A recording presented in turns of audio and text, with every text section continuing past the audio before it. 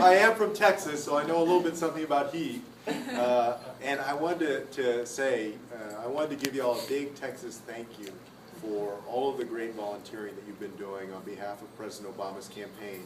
I think all of us understand the importance of re-electing the president. Of course, a few days ago I had the opportunity to speak at the DNC. As you can imagine, it was a week unlike any other week in my life. It was quite an honor.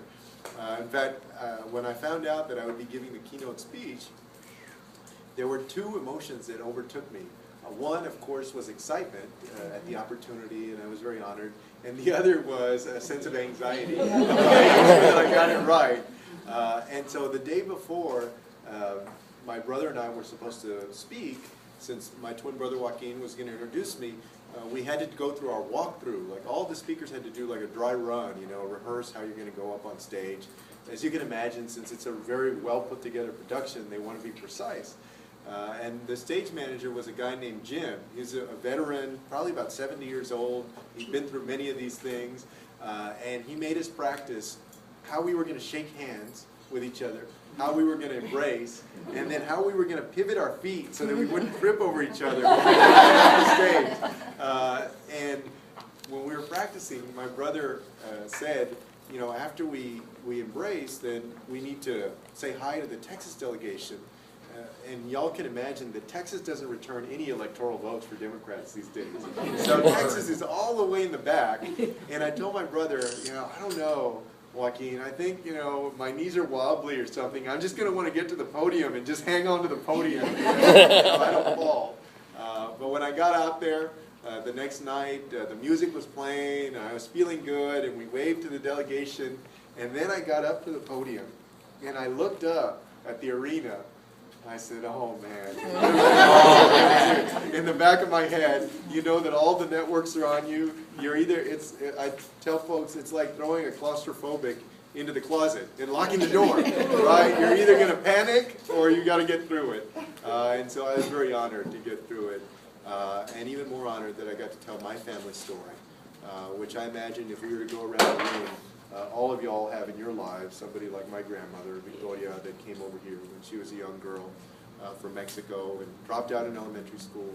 She worked as a maid, a cook, and a babysitter, but she worked hard raising my mother as a single parent so that my mother could graduate from high school and then go on to college. And my mother worked hard as a single mom herself after the age of 8 so that my brother and I could graduate from public school and then go on to college and to law school. And both of us were able to achieve our dream of becoming lawyers and becoming public servants. I tell folks, I know to some people that sounds like a nightmare, lawyers and politicians. But for us, that's what we wanted to do.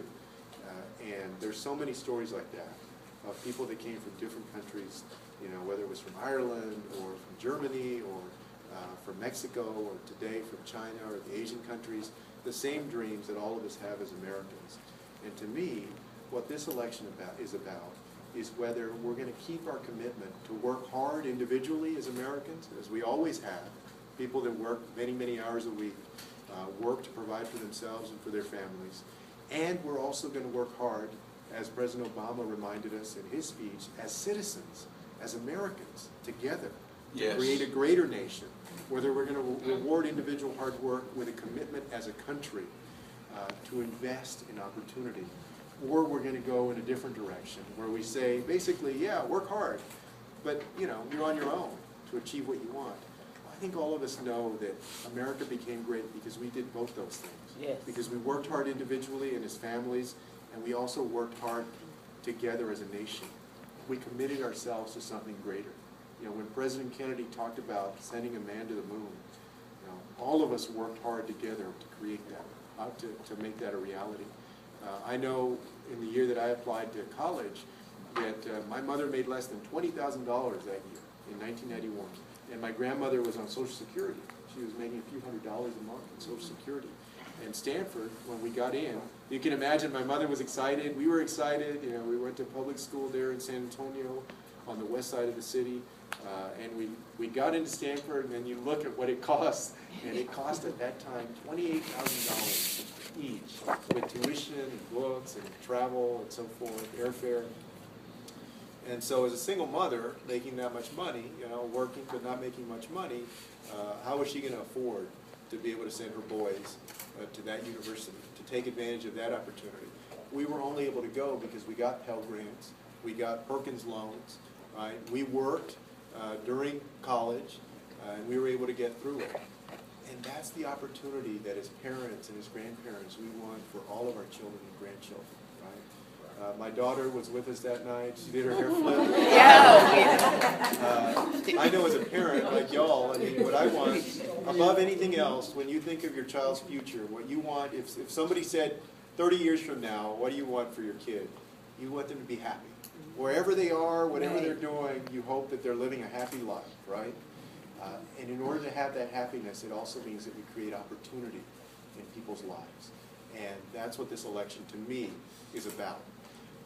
Unfortunately, I come from a state that is not going to go blue this year. Maybe that next time, maybe times after that, but not in 2012. And the fact is that as Nevadans, that y'all speak with a very powerful voice. Y'all are one of the handful of states that's really going to speak with a voice for the nation that decides this election.